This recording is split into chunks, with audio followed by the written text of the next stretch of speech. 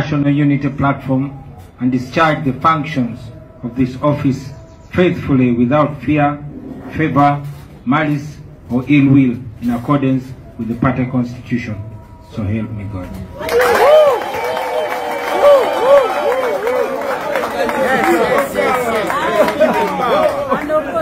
People power.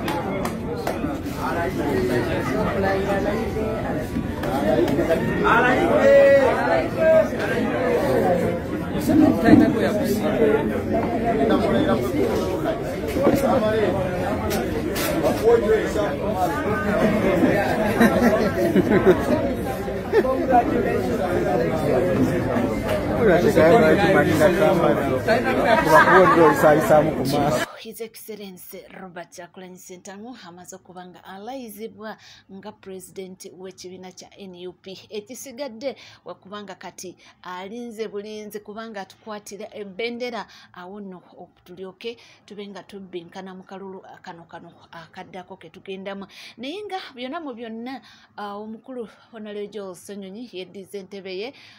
mu bwakifo kiri ekya supiika w'ekibiina oba omwogezi w'ekibiina ne mukulu David Lewis Rubongoya naye asigaziza ekifo kye ekya secretariat. Kakati ekisigadde kyokka kubanga tutwala ebintu mu maaso kwegamba kam 2026 buli kimu kirirwedde era kirisete. Kintu kinyumidde nnyo nnaku olwaleero nti abantu bajumbidde mu kintu kino ky'okubanga beesimbawo sika kubanga batunyigira mu tooke. Kakati waliwo maama waniino kansooke mukulageko anyumidde engeri gy'abadde ng'awagaye. Ndi mukyala mutini mpulira muli beneesimbyewo nabo bonna balungi naye bonna beesobolera. Tugende mu kalulu tewali ntalo tewali kulwana tatiyomba n'abantu tubeere bulungi tubeerewo kunga Namutebi kunga neesimbyewo okukiikirira omuluka gwa Wandegeya gwa women councillor ng'era nga mpise ng'era nze Namutebi bonna beesimbyewo nange bonna balungi naye ate nze mbasingako kuba mpulira muli bwe mba neewulira bwe nti nze muntu owa wansi asobola okutunira ground kuba manifesto yange eyimiridde bulungi. Nze ndi muyaye ndi mubbi nnimba mpaayira nywa enjaga ndi amayirungi ate nga mu butuufu kya byonna nsobola okukola nsobola okulumirwa omuntu wa wansi ate nga seekubidde wadde dakiika wadde nakyo yenna yeekwata ku mukira gwa sitaani nga ndi mu kalulu kange maani yimirirawo baaba ng'omanya nti egali eyange nze mwenyini ndyesobolera ate wataliiwo nkenyera. Ku luzungu katono nnyo. Now by names. Message yiyo is loud and clear. Ninga tuvuddeko munnange Honorable Betty Namboze yabadde agezaako kulambulula ensonga ya protest vote nga agezaako kuba ng'abuulira abantu kye tulina okukola kiki oba nga ye bw'akitegeera. Wabula kino kyagenze bulungi ne foot soldier omu n'agamba nze sisemba nakyo kanveeyo era nkyogereko. Awatali ekyo abantu ba Buganda basaba mu ngero okunyiiga basaba mutambuze enjiri ya protest vote okwekalakaasa okwe tugenda musikwa kuba mayinja protest vote sikwa kugenda ku nguudo wazira tugenda kwekalakaasiza mu bbaafu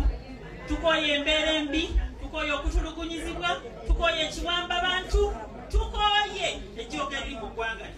kwe kwekalakaasa kwe tukola ki mbegayirira abantu b'emukono mu kaluka 221 mwakola bulungi nnyo mwawangula ebifo byonna basaba mutambule nga ttiimu anaafuna flag oyo fe okusaka. Nina we natuuka ne ŋŋamba nti oba nange kiseka nkisussizza nnyo nga mu butuufu bannaffe basitula amaloboozi gaabwe nti kiseka waliwo ebintu byoleka okisussa. Ne buli we tweyongera mu maaso nga tutambula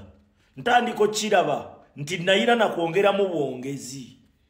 nga saakola wadde ekimala wadde okutuuka mu kwota kwekyo kye nayina okukola. ebintu bye tuzimba sawa zino bye bazimbulula owulira Namboze oyo Namboze yayogera kubanga kyatuuka ekiseera nga bw'aba ayogera ebintu bye nga ffe tumukwata mu kamwa nga buli wayogera ebintu bye tumukwata mu kamwa kati n'awunzika nga ayina okuyisaawo meseji z'abakama be ate tumulaba mu kamwa tumukwata mu kamwa nga kikyalina okukola kwe kufuna yagenda obimwogerera nga yali awo mu audience kuwaga kukuba ngalo bakugambye nti bino ebintu bye tugendamu simanyi si kukuba mayinja bino ebintu bye tugendamu si kugenda ku street ompuliriza tugamba abantu nti eva bwe tuba tunenunula nga tunanunula eggwanga lyaffe tulina okugenda ku street tetusobola kununula ggwanga eryo nga tetugenze ku street ono yagambye nti gwe weekalakasize mu bokisi nga bwe tubadde nga tukikola emyaka gyonna kubanga buli kaseera tubadde nga tulonda ng'era tulonda abo be tulowooza nti balimu ensa naye nga Museveni abala bibye otegedde ng'era Museveni akola bibye kati saawa zino Namboze oŋŋamba otya n'oyimirira ng'olina omutwe ogukola olina obwongo obukola olina amatu agawulira olina amaaso agalaba n'oŋŋamba Namboze si mukozi wa Museveni oyimirira otya n'okinkakasa ekyo nga saawa zino tuli mu kumobilizinga kulaba nga Munnayuganda asituka okwerwanako gwe saawa zino Munnayuganda omuleka wansi ke kali ke twagamba nti eno Museveni gy'alwanira bano abawoza mbu okuba baffe bokka temumanyi lutalo luno olunaku lwe mulitegeera olutalo luno nti Museveni dikiteeta bw'aba talina opposition tasobola kubeera na gavumenti yensonga lwaki dikiteeta afuma okulaba ng'eno alekayo opposition nga yiye kubanga eno opposition ye muyimiririza abantu abo basobola omulwanyisa omujjako tukabagamba buli lunaku bannaffe ne basitula amaloboozi okisussa mbonayo okisussa Namboze okuba waaki statement muziwulira ffe tugamba abantu tugenda ku street akalulu tukakuumira ku street kyetuzimba kye bazimbulula ate politics wingi ya politics eyo Museveni yaginyiganyigamu abantu be yaginyiganyigamu mu buli ango era tugenda zimbanga ng'abo bazimbulula naye Munnayuganda olina kitegeera luno olutalo luli eri ku sayidi yo yokka gwanyigirizibwa gwagula sabbuuni ow'ebbeeyi atambulira mu nguudo embi yegwe abonaabona agenda okukola n'otafuna ate kofunye akatono ne bakajjako emisolo mingi ate gye emisolo emingi ne gitakola ne bagabana bugabanyi okitegedde tugenda mu protestive vote era enyongero kikujjukiza nti tumalira ku street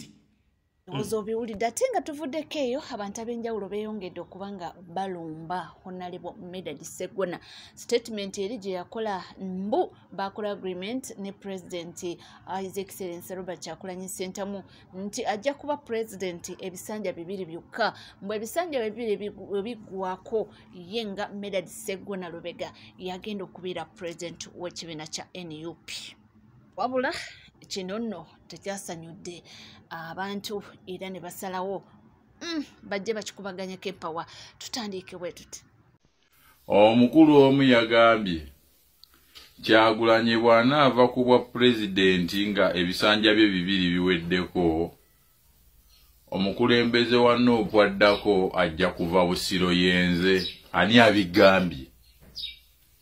obijjawa kwegamba gwatunudde nadda maaso eri gye tulaga nti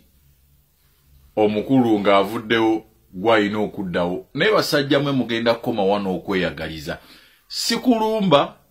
sikutiyoboola sikukakkanya naye mususiza okweyagaliza omanyi Mr. President yatugamba waliwo emmandwa gye bayita bwanika egenze etabaala abantu bangi ne bavayo ne boogera eby'ensimattu gye bakoma okubyogera byongera okubalabisa n'okwongera otulaga entegeera zammwe wuliriza statement Kyagulanyi bw'anaamala okukola ebisanja bye bya pulezidenti ebibiri pulezidenti wa Nuupu addako ajja kuva Busiro yenze gwani boyi tulekeemu tetugambye mbu tosobola Nati ne mubagezaako sikulabawo. Ekyo nkigamba open. Statement olosebweze mukola nga za bya bufuzi yes fine. Ne bw'obanga oli under the party waliwo ebintu byotasaana kwogera naddala mu budde buno bwe tulimu. Saawa eno obudde bwe tulimu tetwagala kuliza statement bweziti ogwe medadi. Mubeeremu. Tubasaba mutambuze protest vote temuyina kye mwogera. Muli eyo mutudde muli mukulya seneza mu wa musoro twasubira tibwe mugenda mu parliament nga bamaze okubabwa ebifo by'obubaka bwa parliament mugenda teekawo nnyo obuvunanyizibwa bw'amaanyi nnyo kuba twalowooza nti bwe munaagira ne mutandika n'osasulwa ku musimbi gwa gavumenti struggle gye tulimu egenda kweyongera amaanyi wabula mukanya kimu kwegwanyiza bifo kati owulira nga n'ekyoliko ekyobubaka tekikumala oyagala kyabwa pulezidenti bwa NUP. Saagala nnyo tyobola bakulembeze na kulumba bakulembeze ne statement zamwe ze mukola mu malenga kuzekenneenya. Gwanya gamye bogwe mukulembeze wa NUP addako. Kale nange kyagulanye nga amazo kola obukulembeze obulungi obwa NUP nga amazo tuweereza n'obukulembeze bw'eggwanga omukulembeze wa NUP addako nsaba abeere Sir David Louis Rubongoya. Anti kati buli omu ayogera biri mu mutwe gwe. Waliwo statement tukyagala kuwulira mu ababaka mutudde mukimanyi bulungi gavumenti eri mu kusala mpenda za kulemesa aba NUP kola campaign kwewandisa kubeera nominated muli mu kwegwanyiza bifo. Senga kibadde kisoboka nga tulonda president yikaba MPs ne balondebwa luvannyuma. Kyetwandikoze ne tulaba abantu abaddala abali mu struggle. Abantu abasobola okwewaayo katuteeka president mu ntebe byaffe bijje luvannyuma. N'abamu bali mu kwekukutiriza olw'okuba baagala obufo. Mwekennenye statement zammwe ze mukola okusiba amatayi n'okkuba ebikalu si bye biragambo mutegeera nnyo. Musirise ebbanga lyonna kuva lwe baabalonda mwe basajja mmwe. Saawa eno muvayo mukola bi statement eby'ekisiru mwana. Temutuggyako tuvuma mbu bafuutu soja tulumba abakulembeze mubeereeko. Yes, ze kugambye nti nja kuwa ndowooza z'abantu oli abantu buli omu kyalowooza ku kintu kino statement gye yavaayo okukola mu lujjudde lw'abantu omulala wonno ayogedde Segona simanyi otunoonyaako ntondo mukwano Kyagulanyi bw'anaamala okukola ebisanja bye bibiri bye twakkanya ku bwa pulezidenti wa NUP addako ajja kuva Busiro yenze omwakkanya gwe naani kugamba omulugube gwe mulina gubeerabiza ne principles ezitambulirwako uwakanya nani njagalo jyo tubulira ni gwe mwakwanya naye kubanze kyemmanyi omuntu yenna nga wakujanga president oba okwesimbawo bantu fe tulina okukkiriza naye ate n'abantu tetusobola kukkiriza lwaki ka performance kakasiiwufu mu byobufuzi tetuyinza kukkiriza yadde okutuula katebe ka those in waiting mbugwe to be on the bench of those in waiting tekisoboka obadde chairman wa Kosasi okuva lwe bakulonda totuuzangayo yadde okukunya ensowera sente za Bank of Uganda bazikwata mwawulira wano mwenna bana Uganda sente zabula mu Bank of Uganda netuga Segona afunye emirimu chairman wa Kosasi afunye emirimu egyokola takunyangayo yadde ensowera endaga muntu nkoze video wano ku ndaga muntu nga tebanna bakugira nenga abanendaga muntu gye bayisiza mu budget emirundi ebiri nga tulinda chairman wa Kosasa je abasajja abakunye nti ani yalye sente zasooka okubeera ngendaga muntu bagiyisiriza budget emirundi ebiri nga chairman wa Kosasa yesegunya teyakunyayo yadde ensowera kati kwako kapoa performance ngobadde just chairman wa Kosasa mbwate ojobo okire ekinene ekyokulembera eggwanga eddamba musajja mukulu n'ekirala munywanyi wo Mpuuga tewamuvaamu mu kaseera ka ssente ne ku mikolo n'ogenda ku mikolo gya Mpuuga munywanyi wo tomuvaamu munywanyi wo yakakola ekibiina lwaki togenda n'opulezidenti ngireeyo lwaki togenda n'opulezidenti ngireeyo kyoga kati kana akaseera yesaawo ove munywanyi wo mbadde mmanyi munywanyi wo nga yakamala okukola ekibiina wona ate we yandibadde asingira ennyo okukwetaagira kubanga ajja kwetaaga abantu nga mmwe banne ab'ekinywi ab'ekisente mukwano olabika wabadde onoonya attention naye tugikuwadde tewali buzibu attention yo tugikuwadde naye ebyo byangoyira mugende eri mu kibiina kyammwe kyaliwo tomuvangamu kati ate omuvuddemu dde ku Kyagulanyi Kyagulanyi gwolabye gwakalaba kati mpuga muzze mu muguluba mwenna akoze ekibiina ate kati omuvemo yagala ku president ngira mu Nuupu nga kiri ekibiina kya mpuga wechi. Please don't you Segona don't you ndogozo biwulidde bamugambye togeza munnange ebyo bewetuminkiriza ate omulala wuno naye alina message yamuwadde ate nkambwe Segona kyaliko mu luzungu era mu political science bakiyita political preempting blackmail. Chechi political preempting blackmail position Segona mwali sawa zino. History history doesn't repeat itself, but people repeat it. Kati tuddayo kemabega movement yabwe eva mu DP block okujja mu NUP abasinga ku bo bajja for political survival. Yes. Ne bakozesa Robert Kyagulanyi Center n'embeera yonna yaliwo as the political vehicle okubanga badda mu parliament. Abasinga ku bo tebajja nti no bakkiririza mu Robert Kyagulanyi Center okubanga abakulembera neither bakkiririza mu ideologies z'ekibiina ekyali nange njogera ekindekeki nenga byonna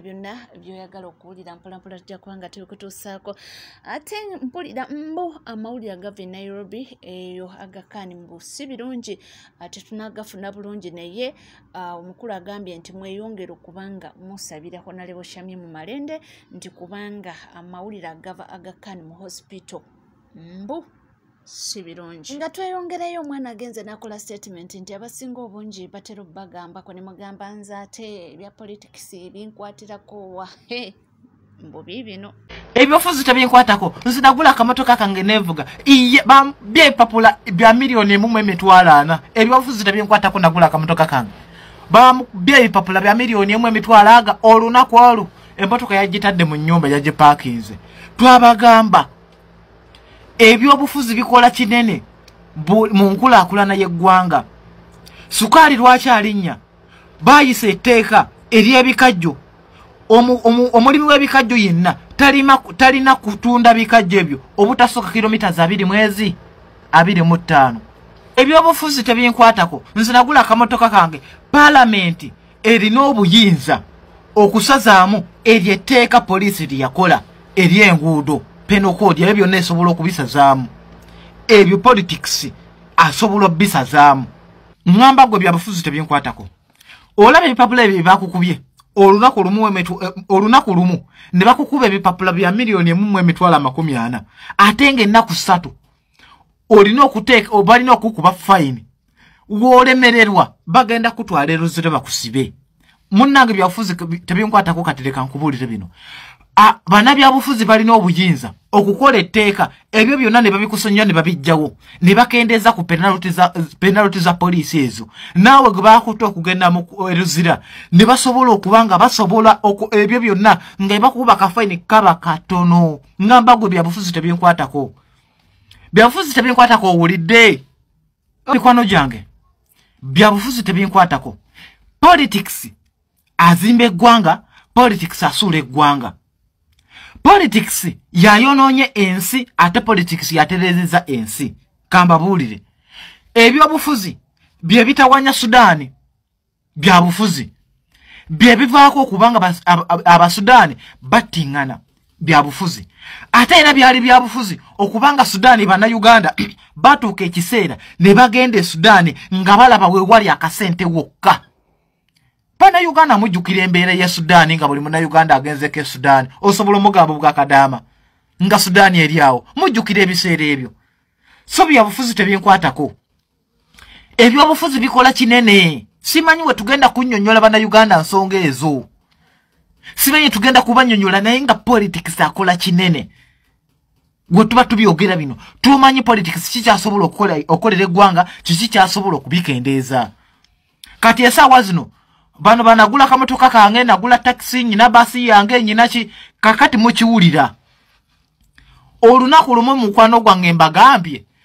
bempapula bwa milioni 1.40 ate womala ennaku 3 nga tobisasudde eruzira Ruzira byafuzi tebinkwatako agenda Luzira